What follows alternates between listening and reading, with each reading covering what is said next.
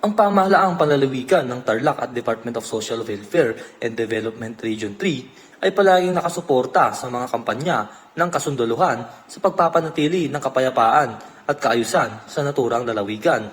Kaugnay nito, pinagkalooban ang siyam na former rebels ng may kabuuang halagang 500 at 20,000 piso na bahagi ng Enhanced Comprehensive Local Integration Program ng Sustainable Livelihood Program sa ilalim ng Executive Order No. 70 o Whole of the Nation Approach ng pamahalaan. Ang naturang awarding ceremony ay kasabay ng sinagawang 3rd Quarter Peace and Order Council meeting na ginanap sa Tarlac Capitol Center Roof Deck Hall, San Roque, Tarlac City, na pinangunahan ni Felicito Balmosina, Undersecretary ng DILG for Barangay Affairs, kasama si Tarlac Governor Susan Yap at iba't ibang ahensya ng gobyerno, kabilang na ang 3rd Mechanized Infantry Makatarungan Battalion. Kinilala naman ni Governor Yap ang pagsisikap at inisyatiba ng iba't ibang ahensya at kasundaluhan upang maihatid ang mga tulong at programa para sa mga FRs.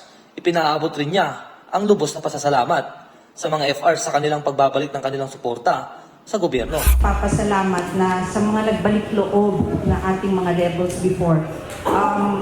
Ang gobyerno po, ang pamahalaan at lahat ng naririto at lahat ng ahensya ng pamahalaan ay nagtutulong-tulong para madama ng ating mga kababayan ang lahat ng efforts at programa, no, na dapat po ay walang maiwanan. Samantala, ipinahayag naman ni Undersecretary Balmosina ang kanyang pasasalamat sa iba't ibang ahensya ng pamahalaan at ng kasunduluhan sa matagumpay na paghahatid ng programa at serbisyo ng pamahalaan sa mga mamamayan ng Tarlac.